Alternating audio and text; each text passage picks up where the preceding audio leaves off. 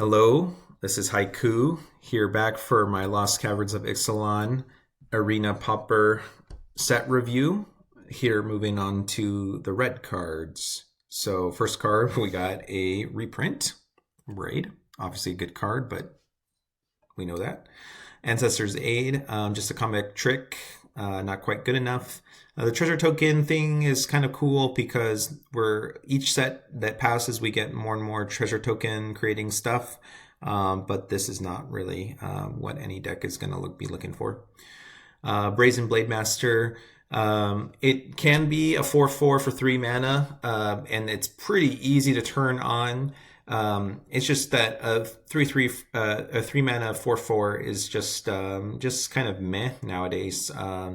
It's a little bit tough for red decks to get rid of, and it can be a pretty big beater and difficult for green decks to deal with. But it's outsized by Tolarian Terror, and it's just kind of just meh. No ETB, 3 mana.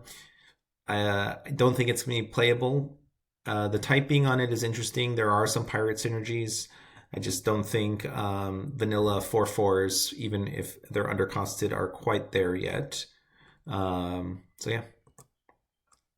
Burning Sun Cavalry, 2 mana 2/2 with a bonus where basically it can get turned on. It's a 3 mana, it's a 2 mana 3/3 with attacking or blocking. So basically only the time when, opponent is pointing a removal spell at it, it only has 2 toughness, but otherwise it's a 2 mana 3/3. So red gets some 2 cool, basically vanilla-ish cards, a 3 mana 4/4 and a 2 mana 3/3.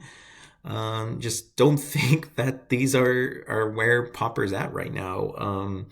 There's not a lot of other beatdown cards that can really punish decks that are more mid-range and controlling, that are based on value cards.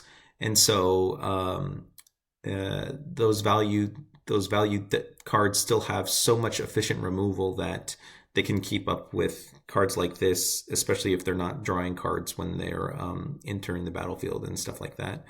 So good card, just there's no home, and I don't think there's going to be a home with the way that Pauper is evolving and the types of cards that are getting printed. I don't think this is able to see play.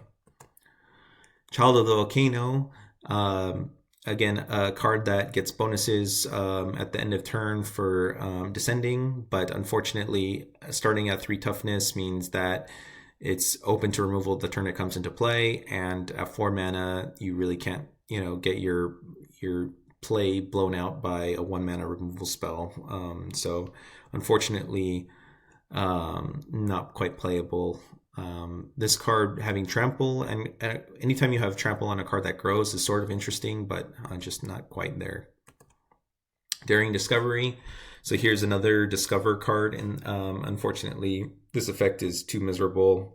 So you only basically get to discover 4, and you paid 5 mana to discover 4. It's just not good enough. Dinotomaton, just not that good, unfortunately. Itali's Favor, another Discover 3. Now this one is interesting because it can hit itself when you discover. So I could definitely see a deck where you're having this card plus maybe one other a card that costs less than 3. So basically, whenever you Itali's Favor, you always either hit that card or this card, and so then you can chain the Itali's Favor into the other card. So that's what keeps this one interesting. The only thing though is we don't have enough effects on Arena at common that you can play for less mana than their mana cost on the top right of the card. So if you're not getting ability to kind of shape what card you hit off of this by building your deck in a certain way, the card is less good. So most likely you're gonna have to play a bunch of different cards that cost less than that are 3 mana value or less. In which case, you're just hitting random stuff off of this. So basically, it's like, wouldn't you rather just have that other card anyways, instead of drawing this Atali's Favor, which you have to have a creature and they can't kill the creature on the stack while this is on the stack and stuff. So unless you're really, really abusing the kind of the pseudo tutor effect that you can get with Discover and playing with the mana values of your deck, this card is not quite there. So basically, I don't think this card has a home yet. As more cards get printed and brought to Arena, there might be enough stuff that you can play a functional deck with only a few cards that cost less than 3, or 3 or less, I guess. But very cool that I didn't think they were going to print a card with Discover that could also hit itself, but they did it, and obviously interesting card. Goblin Tomb Raider. So just Rakdos, all the good cards are in red and black this set. So the hits keep coming. So Goblin Tomb Raider, we finally have a 1-mana 2/2 with haste at common on Arena. Really, really cool card. Very, very easy to turn on. There's a ton of artifacts in red that you want to play. And if you pair it with literally any other color, you're going to be able to find artifacts that are really reasonable, or cards that create artifacts as well. There's just a lot of good stuff. So off the top of my head, in red, you have Synth, and then you also have the Vampire that creates the blood token that you're wanting to play with. And then there's basically a bunch of other reasonable cards in red, but then they're not as good as those two off the top of my head. And then other colors, they're getting a ton of new artifacts to play with, and they already have existing cards that create artifacts that are pretty cool. So this is going to be turned on most of the time. We finally have another 1-drop that's pretty reasonable to pair with Okiba Reckoner Raid in Rakdos. And I kind of actually like this one a little bit more. It definitely can beat down a little bit quicker. And it doesn't get hated out by I forgot the name of it. Dawnbringer Cleric doesn't get blown up by that. So it's has some benefits over Okiba Reckoner Raid that make it interesting. I don't think you would choose one or the other. You would just play both, even though they don't quite play well with each other, since they don't. The Reckoner Raid doesn't turn this one on. But I think both of the cards are good enough and easy enough to turn on with other cards that you can play them simultaneously in the same deck. So, cool card. Hotfoot Gnome. There's 3 mana, 1 toughness, not playable. Idol of the Deep King. It's a 3 mana artifact that shocks when it ETBs, and then you can bounce it, obviously. This is just outshone by the black one that ETBs and edicts the opponent rather than deals 2 damage. And then the backside is also miserable equipment rather than an awesome kind of ongoing threat of draining your opponent. So yeah, just the comparison between that card and this card is just night and day. Panicked Altasaur, 5 mana, 4/5 with no ETB, not playable. Plundering Pirate, a 3 mana, 3/2 that gets a treasure token. Again, we're getting more and more treasure tokens. This one is sort of kind of cool, but there's not quite enough stuff that really draws me to making a treasure-based deck. That I don't think that's where you want to be. Rockslide, not good enough. Seismic Monster Soar. So this is the cycling. I guess this one is probably better than the black one. I had originally said the black one was second best one of the set. I actually think this one is the second best one. And we'll see which one is the first best one. I wonder what it is. Mountain cycling is whatever. It's nice, early on in the game. And then late game, the fact that you can sacrifice your lands once you hit 6 mana, you're probably going to want to get rid of your lands to draw more cards. So it all fits together pretty well. The only thing is there's not a big red deck that in any of the Pauper formats on Arena. So it's just a cool, flexible card, but just not quite constructed playable. Even a Reanimator is not really looking for this type of effect. Sunfire's Torch, another really cool equipment, and another really good playable in red. Basically, it turns on anything that cares about sacrificing permanents. And, basically you're paying 2 mana total for a shock. But in the meantime, until you use it, you're getting 1 mana equipment that equips for 1 to give +1/+0.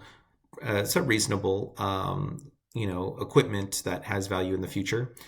It's going to go well with Goblin Blast Runner. So I don't think there's enough space. There's so many good cards in red and black that I don't think you want to play this in the red-black Goblin Blast Runner deck. But I think this is good enough that you might be able to play a mono red Goblin Blast Runner plus the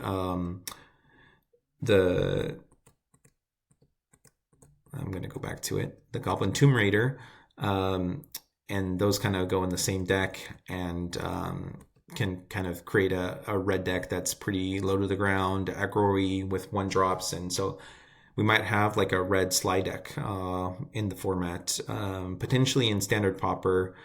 I'm doubtful that there's enough power in that deck to really compete in Explorer.